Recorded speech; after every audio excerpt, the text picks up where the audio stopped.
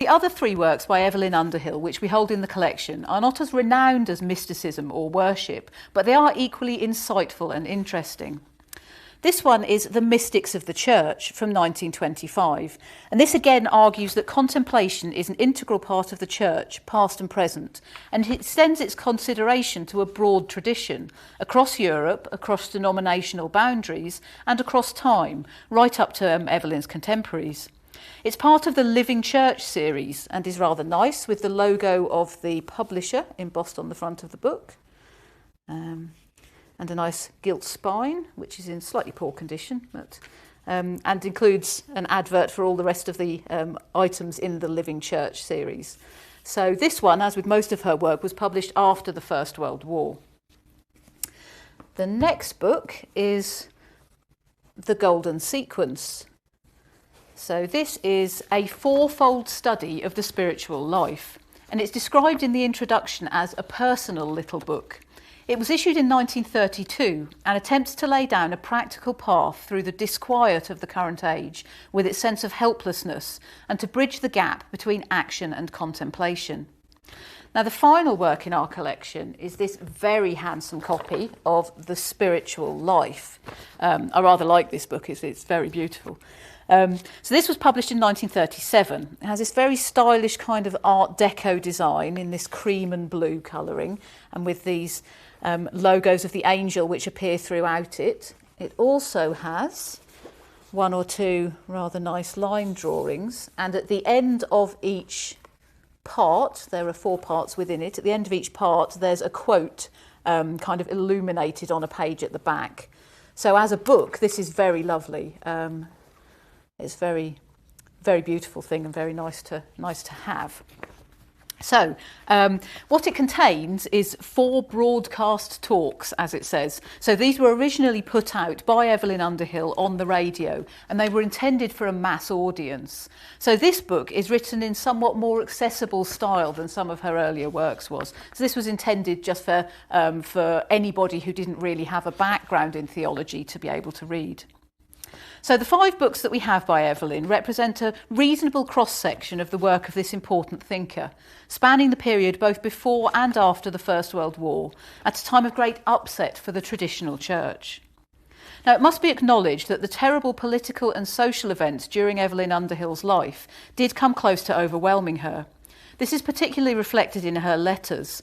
Our collection contains only one written during the First World War, but as she said herself, I went to pieces in the war. And she was, of course, not alone. As a result of this, she emerged into the 1920s and 30s as a more dissident figure. This was the period of most of her writing, and most of the books that we have by her were written in this interwar period. She left behind her pre-war, rather unreflective patriotism and nationalism. She joined the Anglican branch of a wider pacifist movement, and her retreat work intensified. So how can we sum up her life and work? Her work demonstrates a retreat from older certainties, sectarian, dogmatic, authoritarian and socially conservative. The old certainties of church and society had perished on the battlefields and in social breakdown. The prevailing liberal and other Victorian and Edwardian certainties had gone. The confidence in a God with a plan had vanished, eradicating the widespread complacency and expectation of endless economic and political progress and certainty. As one commentator said, the church had emerged very much shaken and convicted of dire negligence and ignorance. Evelyn had something new to say. So what was that? She sought to guide readers and people attending retreats towards a greater contemplative reality, beyond the turbulence and conflict of the human world. She was offering a way towards a divine reality, the real place, purpose and point of an authentic human experience. In this, she was representative of a wider generation, most notably the poet, publisher and critic T.S. Eliot, who wrote in the 4 quartets in 1941, "At the still point of the turning world, neither flesh nor fleshless, neither from nor towards, at the still point there the dance is, without elimination, both a new world and the old one made explicit, understood."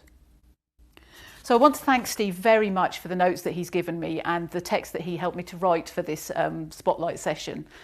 His work on the theology collection is illuminating and absolutely fascinating. And as part of this, as I said in the introduction, we would really like to see if we can get together a group of people from within the library membership who are interested in these questions of maybe theology and philosophy, because we have the philosophy collection as well as a whole other project to look into. But if we could get a group together who would like to look at some of the works we hold, to think about some of the things that they say, and to just have a wide-ranging discussion, nothing formal, nothing didactic certainly, just a discussion about what the works might say and how they might still be relevant to us today, that would be lovely. So we're putting out a call to see if there's any interest in this, and if people think that they would be interested in this, if they would like to email me, I'll make sure that my email address is on the notes with this spotlight session, and just let me know. We'll see if we can work something out, either something electronic whilst we're still in lockdown, or once we get back into the library and are able to hold meetings and hold groups together, we would like to do something face-to-face there as well. So thank you very much for watching. That was this month's Spotlight session. Next month, because it's December, we should be looking at some of the treasures of the festive works within the library collections.